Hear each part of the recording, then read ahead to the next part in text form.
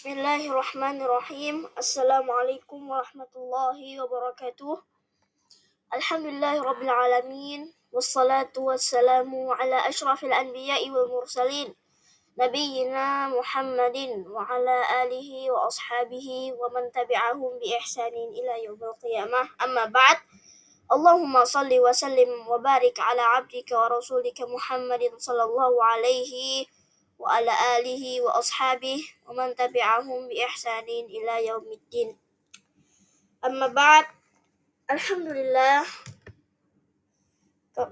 Allah Subhanahu wa taala mempertemukan kita di dalam kesempatan yang berbahagia ini, dan insya Allah kita akan memulai membedah kitab Kisah Sahih Para Nabi dan Rasul versi anak yang ditulis oleh Abu Nada.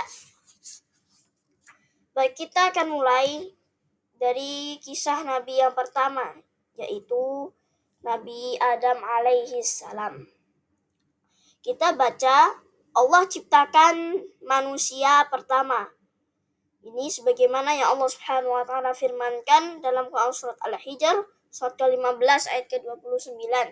Allah Subhanahu wa taala berfirman, "Fa idza sawaituhu wa nafakhtu fihi min ruhi faq'u lahu sajidin." Maka apabila aku telah menyempurnakan kejadiannya dan aku telah meniupkan roh ciptaanku ke dalamnya, maka tunduklah kamu kepadanya dengan bersujud. Dialah Nabi Adam, Bapak kita semua. Allah beri keistimewaan ilmu padanya, mampu sebutkan nama seluruh benda. Sebagaimana yang Allah Subhanahu wa taala firmankan di dalam Al-Quran surat Al-Baqarah surat kedua ayat ke-33.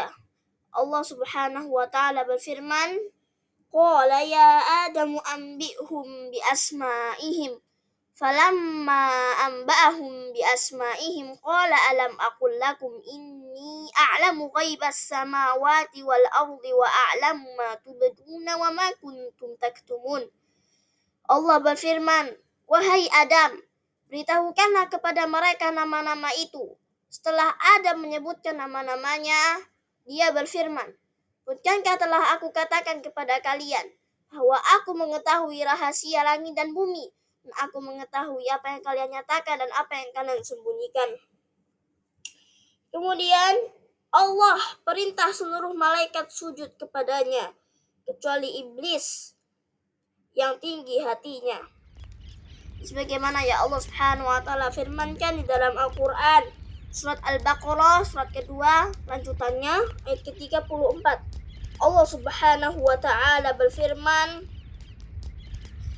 "Wa idz qulna lil malaikati isjudu li Adama fasajadu illa iblis aba wastakbara wa kana minal kafirin."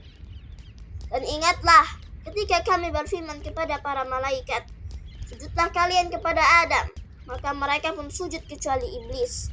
Dia menolak dan menyombongkan diri, dan ia pun termasuk golongan yang kafir. Kemudian kita lanjutkan, tentang perintah Allah menjadi durhaka, merasa lebih baik dari Adam dan lebih mulia. Dan iblis merasa seperti ini. Allah firmankan tentang iblis ini di dalam Al-Quran surat Al-A'raf surat ke-7 ayat yang ke-12. Allah Subhanahu wa taala berfirman, "Qala ma mana'aka alla tasjuda idh amartuk?" Qala ana khairum minhu khalaqtani min nar wa khalaqtahu min tin. Allah berfirman, "Apakah yang menghalangimu sehingga kamu tidak bersujud kepada Adam ketika aku menyuruhmu?" Iblis menjawab, "Aku lebih baik daripada dia. Engkau ciptakan aku dari api, sedangkan dia engkau ciptakan dari tanah." Ini kita lanjutkan. Api lebih baik dari tanah, pikir iblis dengan akalnya. Sikap sombong dan sok tahu iblis membuat Allah murka. Allah usir iblis dari surga dalam keadaan hina, sebagaimana yang Allah ceritakan di dalam Al-Quran surat Al-A'raf surat ke-7 ayat ke-13. Allah Subhanahu wa taala berfirman, qala fahbit minha fama yakunu laka an tatakabbara fiha fakhruj innaka minas saghirin. Allah berfirman, maka turunlah kamu darinya, surga, karena kamu tidak sepatutnya menyombongkan diri di dalamnya. Keluarlah, sesungguhnya kamu termasuk makhluk yang hina. Iblis bersumpah kepada Allah Azza wa Jal, ia akan sesatkan anak cucu Adam seluruhnya, sebagaimana yang Allah Subhanahu wa taala ceritakan di dalam Al-Qur'an. Surat Al-A'raf ayat ke-16. Allah Subhanahu wa taala berfirman, qala fabima aghwaytani la'aq'udanna lahum siratakal mustaqim. Iblis menjawab, karena engkau telah menyesatkan aku, pasti aku akan selalu menghalangi mereka dari jalanmu yang lurus. Kecuali hamba yang ikhlas. Ikhlas itu artinya adalah beribadah ya, hanya kepada Allah saja, tidak kepada orang yang lain. Lillahi ta'ala, hanya untuk Allah semata. Sebagaimana yang Allah ceritakan di dalam Al-Quran, surah Al-Hijr, ya, surat ke-15, ayatnya ayat yang ke-40. Allah Subhanahu wa taala berfirman, illa ibadaka minhumul mukhlasin, kecuali hamba-hambamu yang terpilih di antara mereka, tunduk patuh hanya kepada Allah semata. Kemudian di halaman keempat, Allah ciptakan istri Nabi Adam bernama Hawa dari tulang rusuk yang bengkok bentuknya. Allah persilahkan keduanya tinggal di surga untuk merasakan segala kenikmatan di sana. Pesan Allah pada keduanya satu saja. Ada sebatang pohon dalam surga. Allah larang mereka mendekatinya. Pohon itu khuldi namanya. Sebagaimana yang Allah Subhanahu wa taala firmankan dalam Al-Quran, surah Al-Baqarah ayat 35. Ya. Allah Subhanahu wa taala berfirman, wa qulna ya Adam uskun anta wa zawjukal jannah wa kula minha ragadan haitsu syi'tuma wa la taghraba hadhihi as-sajarah fatakuna minadh dhalimin. Dan kami berfirman, wahai Adam, tinggallah engkau dan istrimu di dalam surga dan makanlah dengan nikmat berbagai makanan yang ada di sana sesukamu. Tetapi janganlah kamu mendekati pohon ini, nanti kamu termasuk orang-orang yang zalim. Kemudian pesan Allah kepada keduanya satu saja. Ada sebatang pohon dalam surga, Allah larang mereka untuk mendekatinya. Pohon terlarang itu khuldi namanya. Khuldi ini ya Allah sebutkan di dalam Al-Quran surat Thaha. Surat Thaha, surat ke-20, ayat yang ke-120. Allah Subhanahu wa taala berfirman, "Fawaswasa ilaihi syaitan, qala ya Adam, hal adulluka ala syajaratil khuldi wa mulkin la yabla." Kemudian setan membisikkan pikiran jahat kepadanya dengan berkata, "Wahai Adam, maukah aku tunjukkan kepadamu pohon keabadian, khuldi, dan kerajaan yang tidak akan binasa." Khuldi artinya adalah kekal atau abadi. Ini adalah nama yang dikarang iblis untuk memujuk Nabi Adam agar mau memakan buahnya. Jadi khuldi itu artinya kekal. Ini akal-akalannya iblis. Baik.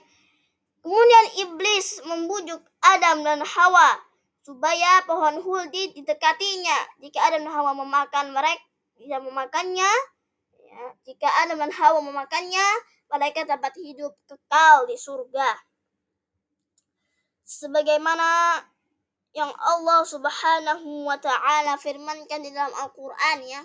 Surat Al-A'raf, surat ke-7, ayat yang ke-22, ayat 20 dan 22.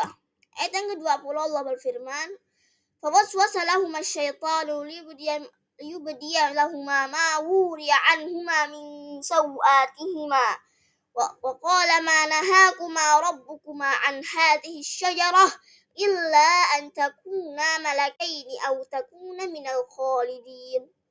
Kemudian setan membisikkan pikiran jahat kepada mereka agar menampakkan aurat mereka yang selama ini tertutup. Dan setan berkata, Tuhanmu hanya melarang kamu berdua mendekati pohon ini agar kamu berdua tidak menjadi malaikat atau tidak menjadi orang yang kekal dalam surga. Baik, kemudian Hawa terbujuk dan memakannya. Lalu ia mengajak Adam turut serta, maka tampaklah aurat keduanya, kemudian mereka tutup dengan dedaunan surga. Ini sebagaimana yang Allah Subhanahu wa taala firman-Nya dalam surat Al-A'raf ayat ke-22. Allah Subhanahu wa taala berfirman, "Fadallahuma bighurur, falamma zaqa asy-syajarati badat lahumā sawātuhumā wa tafiqā yaqsifāni 'alayhimā min waraqil jannah wa nādāhumā rabbuhumā alam anhākumā 'an tilkumā asy-syajarati wa aqul lakumā inna syaitana lakuma aduwwum mubin." Setan memujuk mereka dengan tipu daya.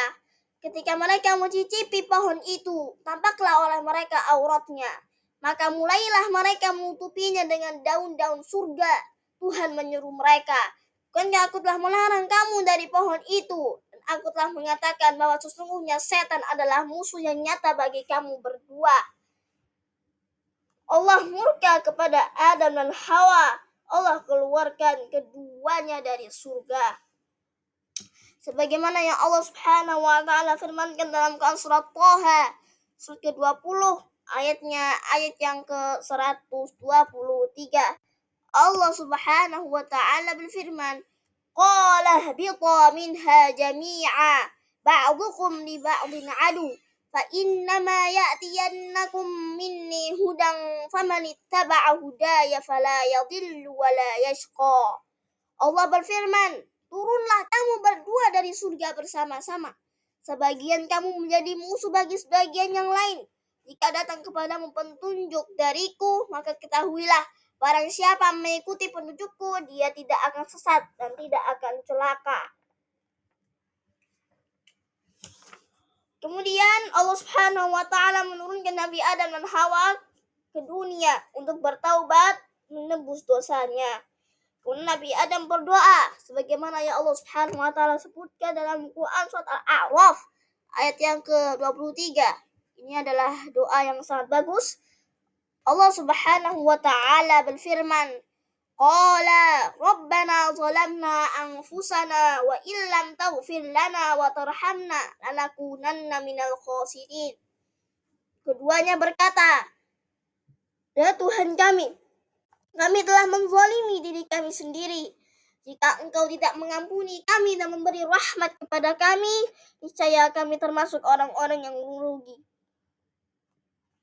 Kemudian Nabi Adam bertobat sepenuh jiwa raga, bersujud memohon ampunan Allah Ta'ala, hingga akhirnya Allah mengampuninya dan membimbing dengan petunjuknya. Bagaimana Allah Subhanahu wa taala firmankan dalam surat Al-Baqarah ayat 37. Allah Subhanahu wa taala berfirman,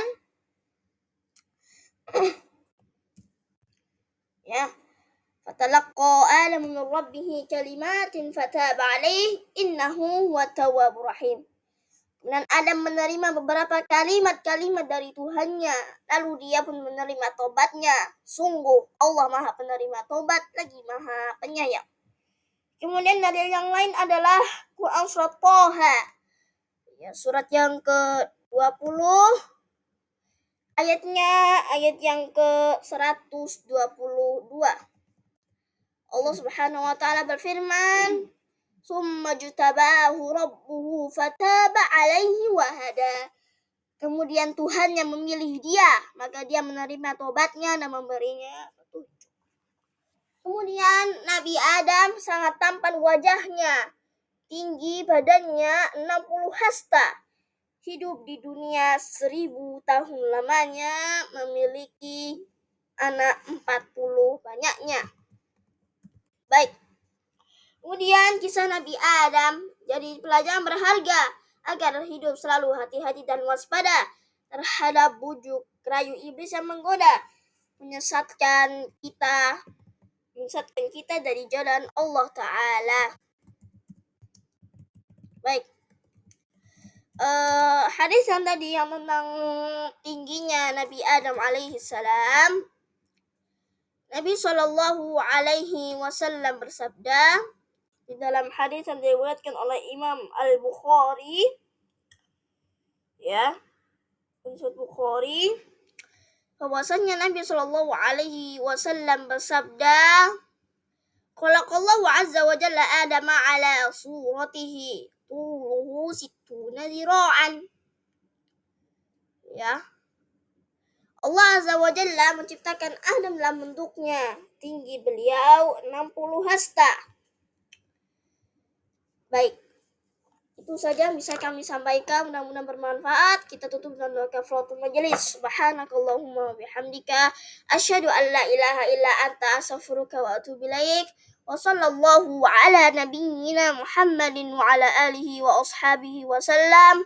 Wa akhiru da'wana anil hamdulillahi rabbil alamin. Assalamualaikum warahmatullahi wabarakatuh.